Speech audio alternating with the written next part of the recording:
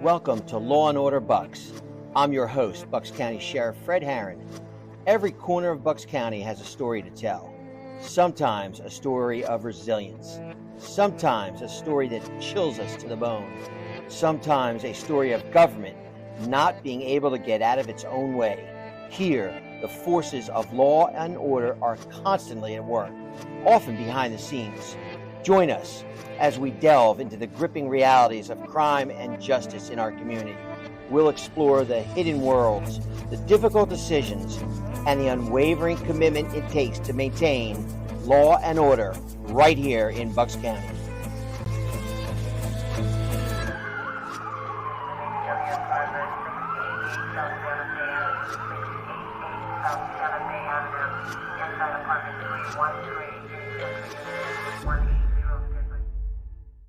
I'm Sheriff Fred Harran, the Bucks County Sheriff. This is something I've been talking about for a long time now, and I'm glad to be kicking off the first episode. Today, we're just going to take a look at a little bit about the history of my career, how I got involved.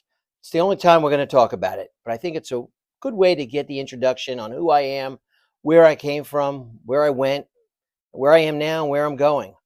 We're going to talk about, during these episodes of Law and Order BUX, we're going to talk about the inside of what it takes every day to provide law and order in Bucks County. But you can relate it to other municipalities, to other counties. We're going to bring in other people as episodes continue. We're going to bring in specialists in other areas. I want to talk about cold cases. I want to talk about the government and how it operates, how sometimes the government doesn't operate so well, but the street officer still has to bring you that service that they do, making sure that when a 911 call is placed, that a police officer responds in timely and gives you the best service. Coming from municipal law enforcement for about 35 years, I'll be able to share some of those experiences and bring in other people to talk about it. But right now, we're going to talk about the beginning, how I got started, and then we're also going to end this episode as we're filming during Police Week. We're going to talk about Police Memorial. We're going to talk about May 15th. We're going to talk about the officers that died in the line of duty right here in Bucks County, 16 of them. We're going to talk about how this started and what we could do to better serve our officers. That's right, serve our officers, what our community can do for them, because they work for you every day.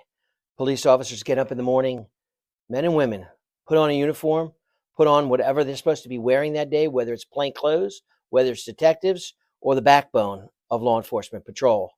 Go out, protect you, not knowing what's going to happen that day, not knowing whether or not they're going to come home.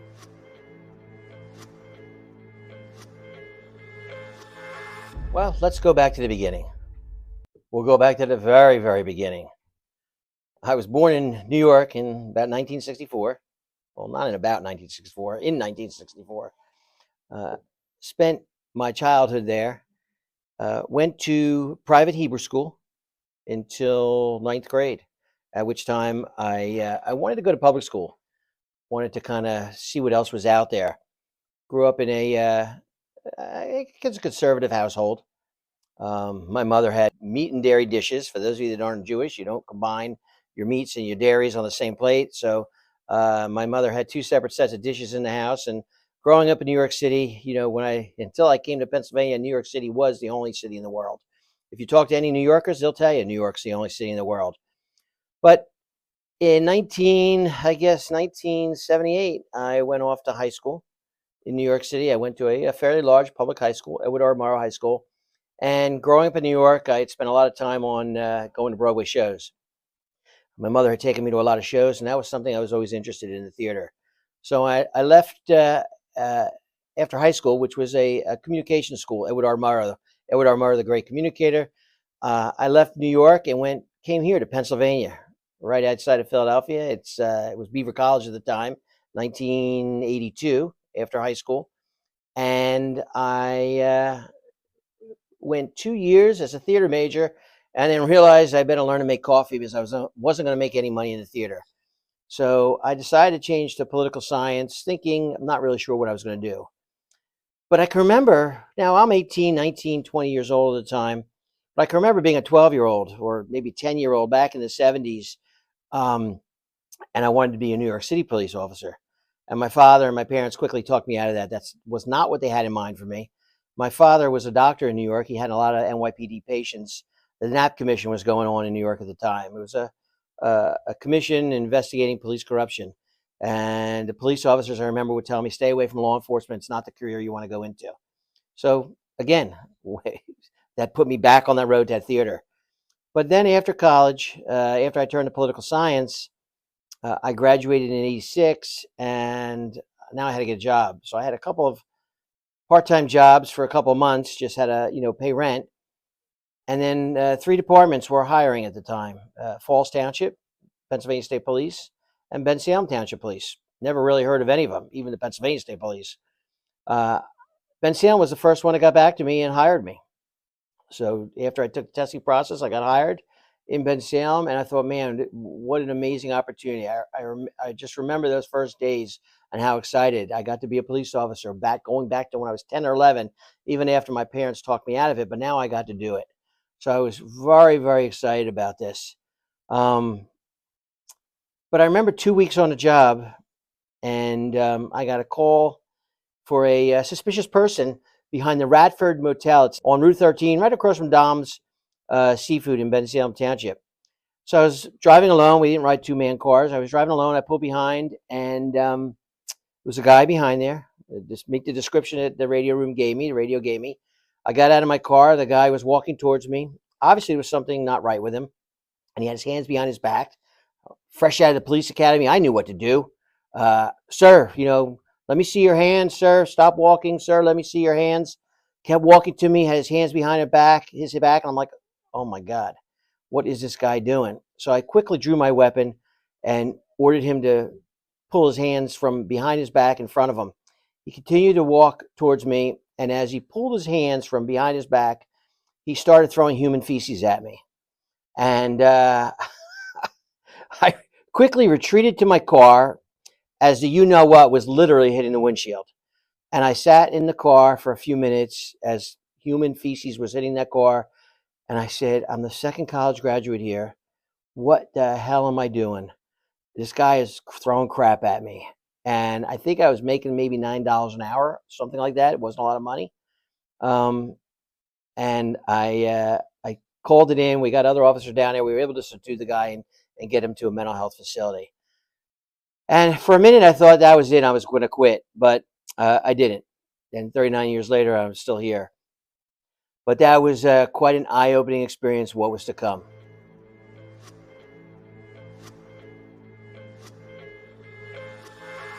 So I get called on the radio, make a return for the Director of Public Safety's office. And that's a big deal.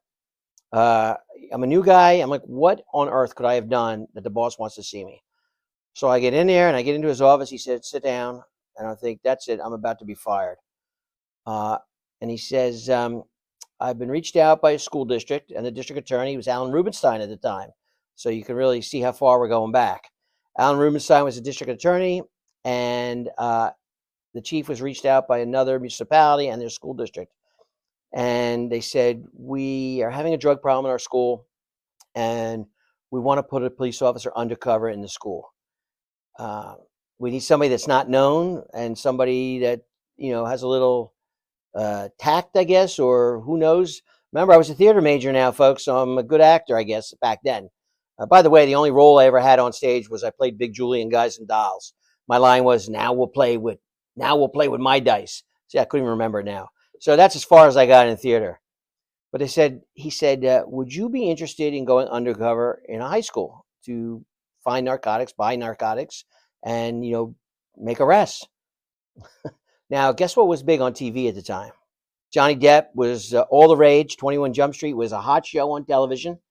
And I thought, my God, are you kidding me? You're going to pay me to go back to high school to be undercover to buy drugs? I said, you don't have to ask me twice. Yeah, I'm interested. So the rest of the story was pretty amazing. I had a Bucks County detective posed as my mother. She went with me to school that day to sign me in. And my story was that my parents were divorced. My mother came and lived here in the lower end of the county. And I lived with her in a walk-up kind of row home. And she signed me into school. No one knew except for the superintendent of the school, and I believe the president of the school board. I think those were the only people that knew. And there was a detective also from the local municipality that knew. He was my contact. I got to go buy new clothes. I got a really cool Camaro to drive around in. I got some spending money to go to arcades. Back then we had arcades. There was no, there was no cell phones. There was no games like that. Um, it was games in the arcade. So I did that for half a year, for one semester. I think I went in for the end of summer to Christmas break, the one semester at school. I posed as an 11th grader, and I made about, I think it was 82, 83 buys of drugs. I think we arrested 21, 24 people for dealing drugs to kids. These were kids that were selling during school. These were kids that were selling to kids. These were people, adults, selling to kids after school on the playground. Uh, Playground. I'm dating myself. In after school activities at local places where the kids hung out. And I made a lot of drug buys, and it was pretty successful. And one day I stopped going to school. We took it as far as we can go. And I said, I think we got everybody we could get that was selling. And it was a shame because I felt bad. I made friends with a lot of these kids. And I remember the first day in class, the first day in school, I was sitting in the guidance counselor's office. Another kid got transferred in the same day, and he got thrown out of a private school for stealing a triple beam balance scale out of the chem lab. So flags went off in my head. No one steals out unless you're dealing with drugs, and he was involved with drug dealing, and he knew a lot of drug dealers, and he became my friend instantaneously. I had dinner at his house. His mother was an amazing cook. I know some people are like listening, like, how can I do that? This was not personal. This was work. I was there to get drugs out of the school and out of the community. And I did it for 4 or 5 months, and it was just an amazing experience. At the end, when arrests were made, there were some people that lost scholarships to college because they were selling drugs. There were some people that went to jail, and it was a big eye opener, wake up call for a lot of these people. But I'd like to think that in the long run, we stopped some drugs from getting into our community. I'd like to hope so. I'd like to hope that happened. I had to friend these kids. I had to be friends with them and do things. There was a couple things, I couldn't do. Obviously, I couldn't join any type of teams because once my true age was known, those teams would be disqualified. I couldn't be disruptive. I couldn't be the troublemaker in class. I couldn't stop the class from learning. So I could go along with it, but I couldn't be the original disruptor. And of course, the last thing, which shouldn't have to be said, is you can't have a relationship. Obviously, I was 23, 24, and you can't be dating people. So obviously that's a no-brainer. So that ended, and I went back to the street. And Bill Clinton becomes president of the United States. And Bill Clinton brings this thing called community policing. It's old school policing, but he brings it alive again. And we got heavily involved in that in Bensalem. And I got to start the first police athletic league in Bensalem. Still to this date, the only police athletic league. We started off with about 60 kids. Bensalem, I believe, is up to almost 1,300. At least they were when I left, about 1,280. So no cost to the taxpayer. So I got to do a lot of fun things, working in community policing and being in patrol. As time went on, we had changes. There was another director of public safety, Steve Moran, who was amazing. He really was a forward thinking in policing. And I got to be director of public safety, and I got to do that for 16 years in Bensalem. And during the course of that, we did a lot of stuff in Bensalem. Bensalem got accredited, both state and national. The sheriff's office got state accreditation about 2 years ago, a year and a half ago, and then we're about to get national accreditation probably in the next 6 months or so. So I'm pretty proud of that, and we can talk more about that in later episodes. But that really set the stage for me, my 35 years. I know we went through not a lot of stuff, but a little bit of stuff, but I think some interesting things. We're going to come back as episodes go on. We're going to come back to a homicide case where I was the first responding officer on Easter morning to a man who killed, cut up, and cooked his daughter. And I was the first responding officer. And what that case from 1989, how that case still affects me today. And we're going to talk about some true life stories about how I get flashbacks from that case. I wouldn't call it PTSD. Uh, it precludes me from doing one activity, I should say, and we'll talk about that in episodes to come. But I remember walking into that apartment and seeing, human hand out of the garbage disposal, her head in the refrigerator, and red tinge in the bathtub where she was cut up before being cooked.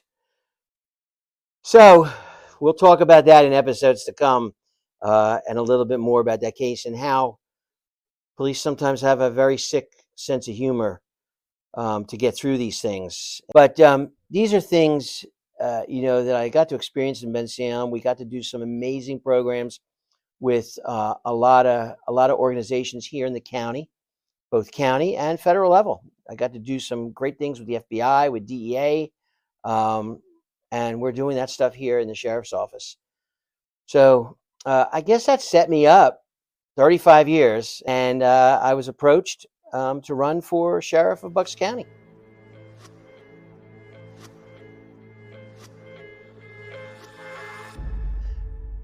So I'm approached in February of 21, March of 21, somewhere in that area, to have I considered leaving Bensalem and running for county sheriff. And obviously I agreed to run for sheriff, and Mark Lomax became my opponent, so to speak. But policing is different. All three, myself, Milt, and Mark, we're all cops or are cops, and we don't have that political nastiness. Cops just don't do that. So even though it was a race or an election, it wasn't a nasty election. There was no bad will, ill will towards one another. It was what it was. And I certainly understand that. It's not always like that, but it was then. So why leave Bensalem and come to BUX County? I lived in Bensalem. My commute was 3 minutes. My commute now is 50 minutes. Swamp Road, when you get stuck behind a school bus, make sure you stop for those kids. But it's not an easy ride some days. Some are a little quicker with no school buses, but it's not an easy ride. But my ride went from 3 minutes to 50 minutes, and it's actually, the car time is kind of peaceful. But I figured, I got to do a lot of stuff with community policing, and you know why I got to do it and why it was successful? Because I had the perfect police ingredient. I had a great command staff, my lieutenants, and I had 2 second in commands, Pat Ponticelli, he came on a couple years after me. Great second in command, and then Pat retired. And then I brought up Bill McVeigh as my number 2, who's there today as the new director of public safety. And I knew it just was a successful team. But then I had the officers, the men and women that just did their job, and they did it honorably, and they did it proud, and they gave me 110% every day. When I didn't have money to pay for things, overtime and stuff like that, we'd figure something out, and the cops would do it because they wanted to do the right thing. But then the master chef of it all was Joe DiGirolamo, the mayor of Bensalem Township. And people always ask me, how is this so successful? How did Bensalem become the best department? Not just in BUX County, and I know I have to kind of be neutral, but I am biased a little bit towards Bensalem, I'll be honest with you.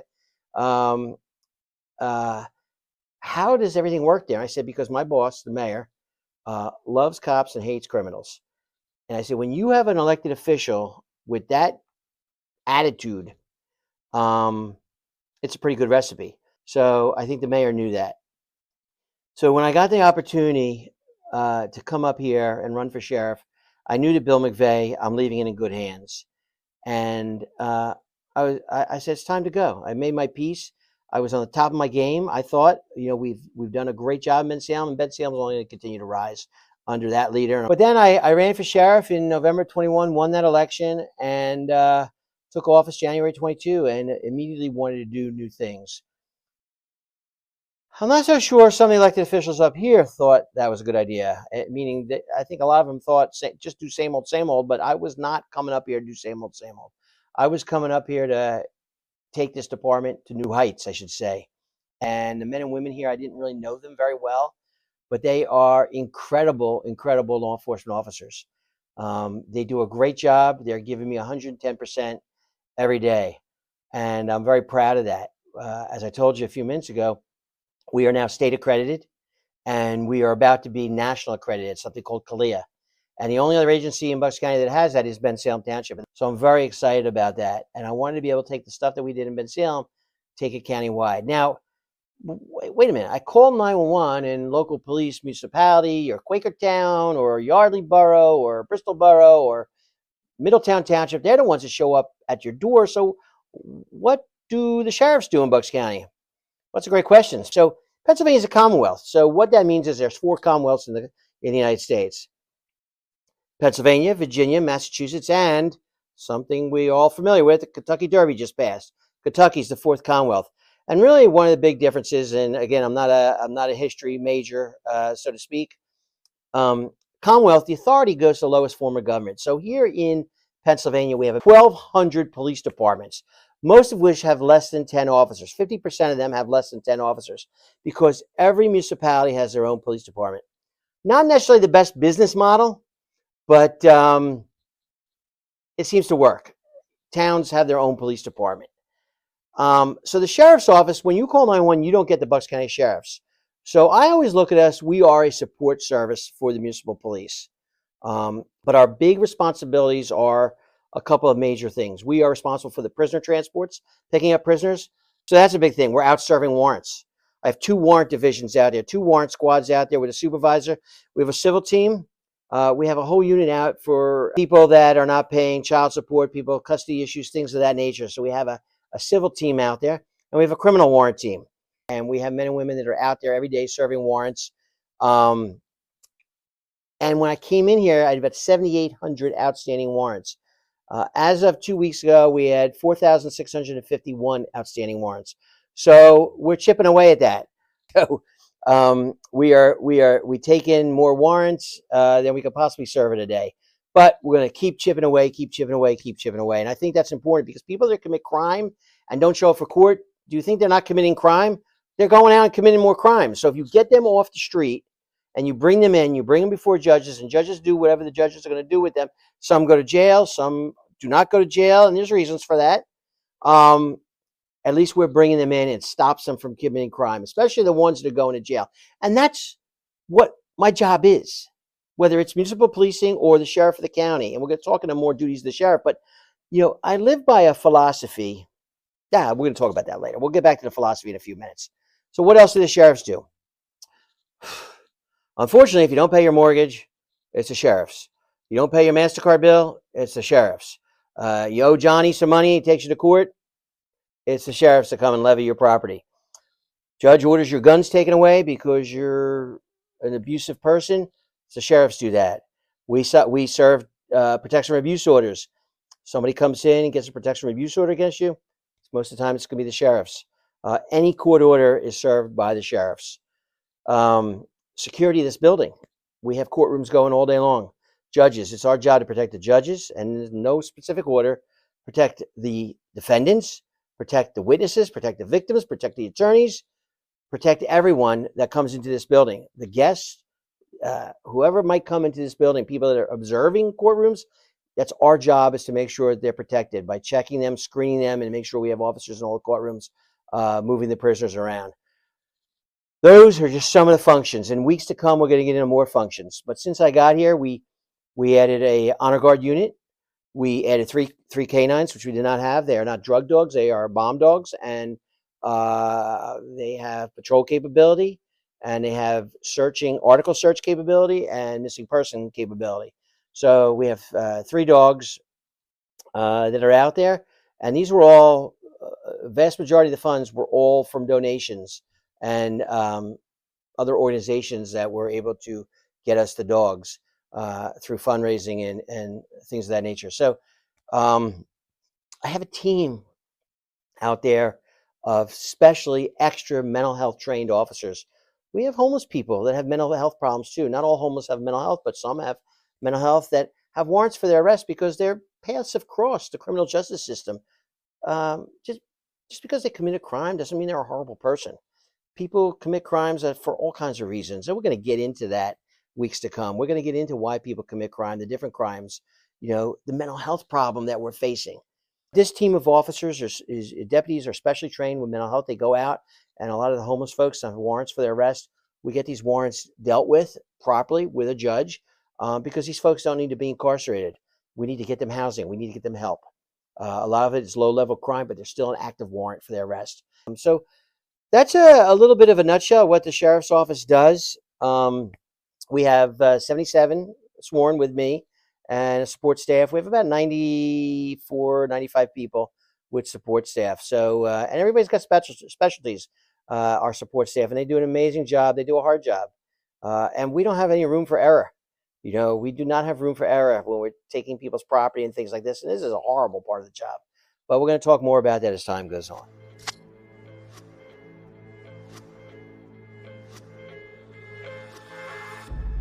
Some people say I should just stay in the original lane that was created for the sheriff's office. I think that was a one-lane highway. I'm more of a four-lane guy with a express lane on the left. So there's no way I can do one lane. I want this office, and the men and women here want to do the work. We're partnering with all kinds of agencies, federal agencies, to do more work to keep you safe. And that's been what I've lived by. Obviously, when I was a new cop, I didn't know anything. I was just learning, right? Guy throws human feces at me, and I'm ready to quit. But as years went on, I got to learn a lot. And going back in time to Bill Clinton's community policing eras, I got to study and read a lot about different sociological theories on policing. And George Kelly and Wilson wrote the story and the theories on broken windows. And we'll talk more about that another day. But basically, there was, it's about keeping your community safe and how to go about doing that. And Police Commissioner Bill Bratton was in New York City. I read a lot about Bratton over the years. And one of the things that Bill Bratton says is this, and this has been what I've lived by for as long as I heard the saying: knowing your assailant will be caught is a lot less comforting to a citizen than the confidence they won't be attacked in the first place.